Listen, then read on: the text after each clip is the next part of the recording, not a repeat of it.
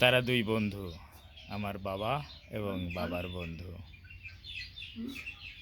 ইশারায় আবার আরও এক বন্ধুর সাথে ভিডিও কলে চলছে তাদের কথোপকথন। মন ছুঁয়ে যায়।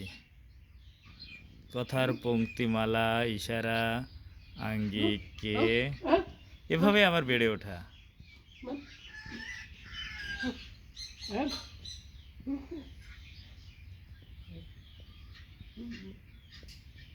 ফ্লাই, ওয়াও, কি বলছে ইশারায় বলেছে।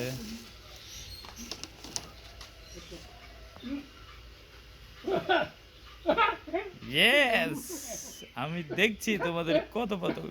ইয়া, আমার বাবা, তিনি কাঠের ফার্নিচারের কাজ করে করেই জীবনটাকে শেষ করে দিয়েছেন। আর পাশে তার বন্ধু টুপি দাড়িওয়ালা, ইনি আব্দুল মান্নান। প্রচণ্ড সামর্থ্য একজন শক্তিশালী ব্যক্তি।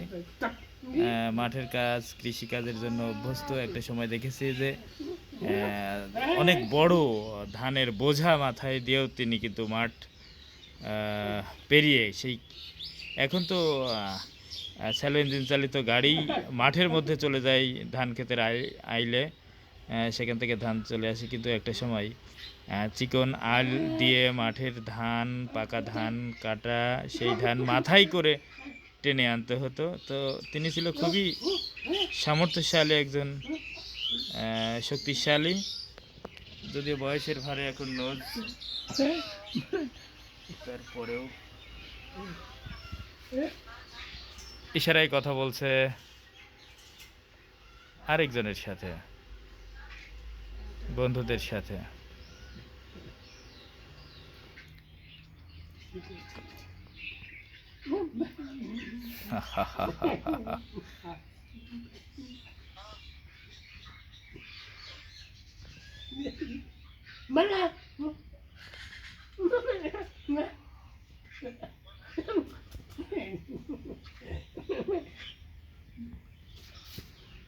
তারা কিন্তু চিল্লার সাথী ভাই। তারা দফায় দফায় বিশ্ব ইজতেমা,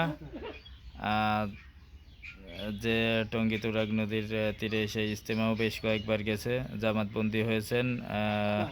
বধিরদের যে জামাত, ভিআইপি যে জামাত কর্নারের পাশেই তাদের ছিল, তারা চিল্লাও দিয়েছে বেশ কয়েকবার করে।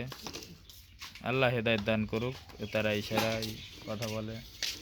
ওকে, পড়ন্ত দুপুরে ধন্যবাদ সবাইকে। উফ, ঘরমাক্ত অবস্থায়। আল্লাহ হাফেজ।